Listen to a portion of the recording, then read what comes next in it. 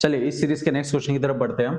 हमें क्वेश्चन में गिवन है in triangle ABC if sin a upon sin c equals to sin a minus b then sin b by c।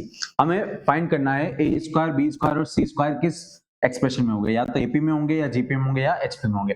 तो सबसे पहले हमें इसको सोल्व करके लास्ट में एबीसी के फॉर्म में कुछ ना कुछ इक्वेशन लानी पड़ेगी जहां से मैं बता सकूं कि ये एपी में है, जीपी में है या एचपी में है। चलिए तो सबसे पहले हमें जो क्वेश्चन में गिवन है वहां से शुरू करते हैं।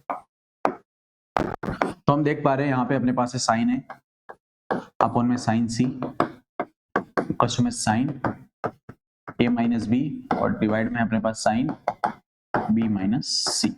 चलिए तो यहाँ पे a माइनस बी है और यहाँ पे b माइनस सी है और यहाँ पे सिर्फ a और c है। तो हम भी इसको कुछ अलग फॉर्म में लिखने की कोशिश करते हैं। जैसे कि हमें पता है कि किसी भी ट्रायंगल के होता है a plus b plus c equals to pi. तो यहाँ से मैं a को लिख सकता हूँ pi minus b plus c. तो जैसे ही अगर मैं यहाँ पे पुट करूंगा तो a की जगह मैं ये लिख सकता हूँ, तो ये हो जाएगा sine pi minus b plus सी और इक्वल टू में चल रहा है अपने पास sine a minus b. Same case हम यहाँ पे भी कर सकते हैं।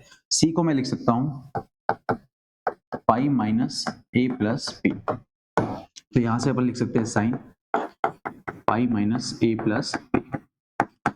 अब देखिए ऐसा क्यों किया,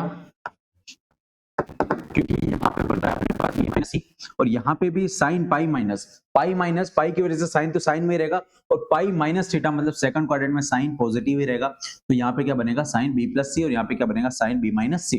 तो यहाँ पे हम प्रॉपर्टी लगा देंगे साइन बी प्लस सी और साइन बी माइनस सी वाली। सेम केस यहाँ पे बनेगा, यहाँ पे a माइनस बी है और यहाँ पे a प्लस बी बनेगा।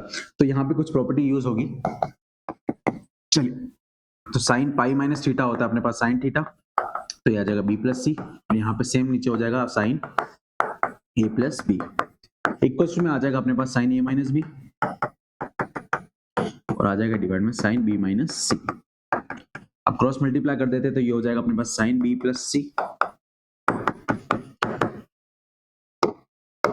और sine B minus C equal to में हो जाएगा साइन ए माइनस बी और यहाँ पे हो जाएगा साइन ए प्लस बी।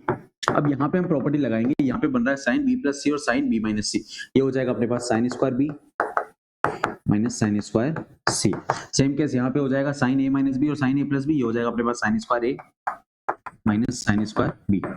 अब यहाँ पे हम लगाएंगे साइन रूल क्योंकि हमारे ये सब एंगल्स में है और हमें आंसर पूछा है साइड्स के स्क्वायर का। चलिए तो इसको साइड्स में बदलते हैं। तो हम रूल लगाएंगे साइन रूल, जो होता है अपने पास a upon sine A equals to में b upon sine b equals to में c upon sine c equals to में k।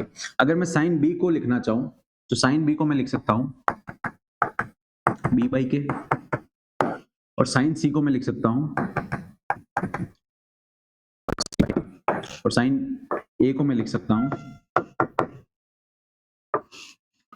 a by k। चलिए तो इन सब की वैल्यू यहाँ पे पुट करेंगे। साइन b की जगह मैं क्या लिख दूंगा b बाई k। अब होल स्क्वायर तो होल स्क्वायर लगा देंगे माइनस साइन c की जगह मैं लिख सकता हूँ c बाई k। तो ये हो जाएगा c बाई k का होल स्क्वायर इक्वल्स टू में साइन a की जगह मैं लिख सकता हूँ a बाई k का whole square minus sine b की जगह अगेन b बाई k का स्क्वायर।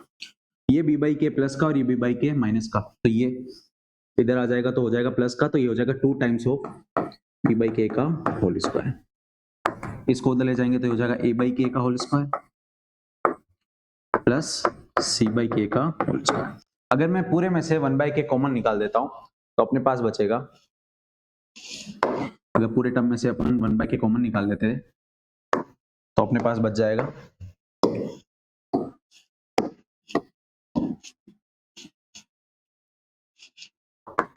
तो ये हो जाएगा 2 बी स्क्वायर इक्वल्स टू में a square plus c square.